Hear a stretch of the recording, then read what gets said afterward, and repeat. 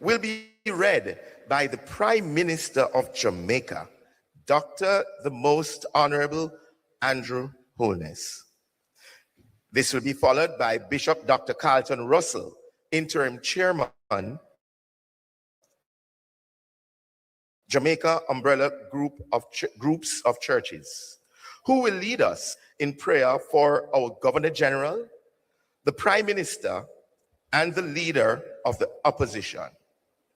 Following this prayer, we will have the second lesson taken from St. Luke chapter 10, from verse 29 to verse 37.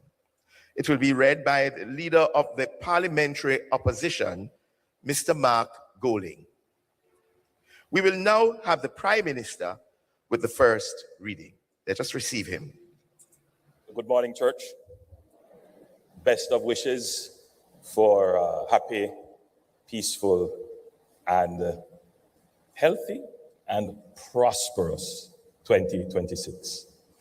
The word of the Lord is taken from 2 Samuel chapter 9, verses 3 to 11, and I'm using the King James Version, the New King James Version. Then the king said, "Is there not still someone of the house of Saul to whom I may show the kindness of God?" And Ziba said to the king, "There is still a son of Jonathan who is lame in his feet." So the king said to him, "Where is he?" And Ziba said to the king, "Indeed, he is in the house of Machir, the son of Amiel, in Lodebar."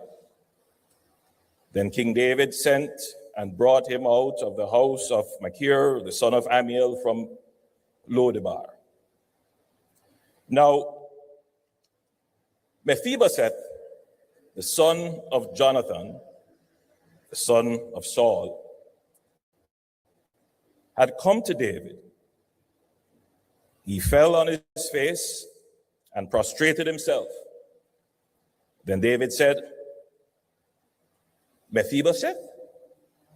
And he answered, "Here is your servant." So David said to him, "Do not fear, for I will surely show you kindness for Jonathan, your father's sake, and will restore to you all the land of Saul, your grandfather, and you shall eat bread at my table continually." Then he bowed himself and said, "What is your servant, that you should look upon such a dead dog as I?" And the king called to Ziba, Saul's servant, and said to him, "I have given to your master's son all that belonged to Saul and to all his house. You therefore and your sons and your servants shall work the land for him, and you shall bring in the harvest, that your master's son may have food to eat. But Mephibosheth, your master's son, shall eat bread at my table always." Now Ziba had 15 sons and 20 servants. Then Ziba said to the king, "According to all that my lord the king has commanded his servant, so will your servant do. As for Mephibosheth," said the king, "he shall eat at my table like one of the king's sons." The word of the Lord.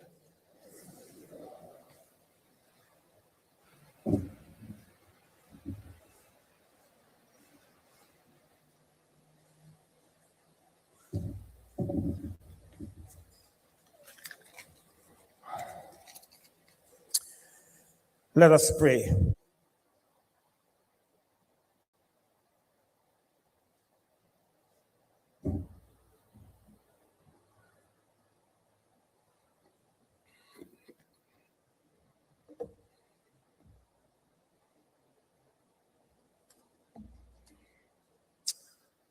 Good morning, church.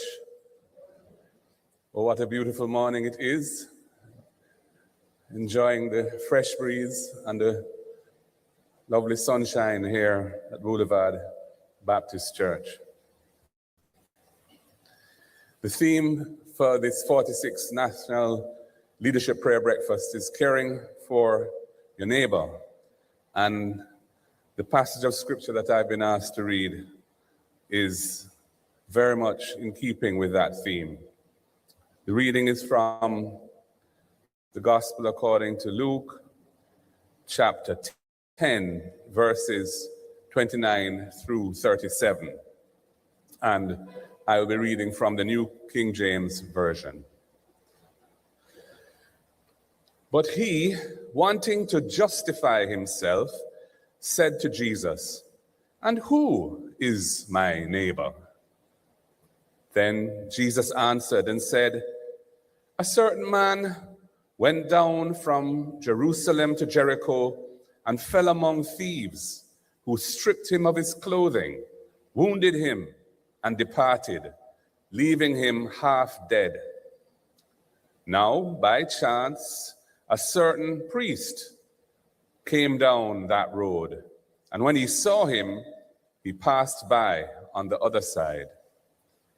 Likewise, a Levite, when he arrived at the place, came and looked and passed by on the other side.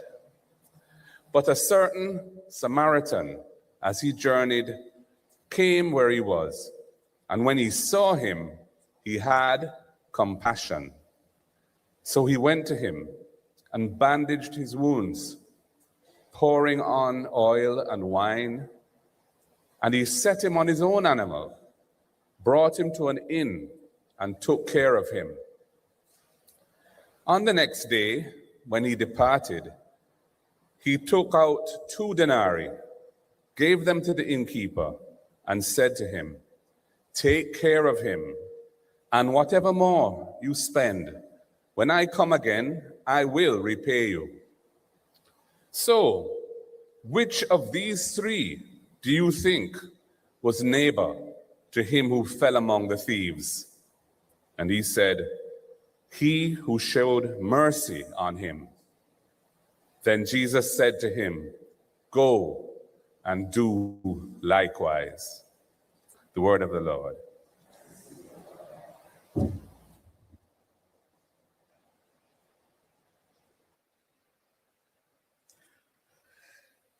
This is a prayer breakfast, and therefore our focus is heavily on prayer.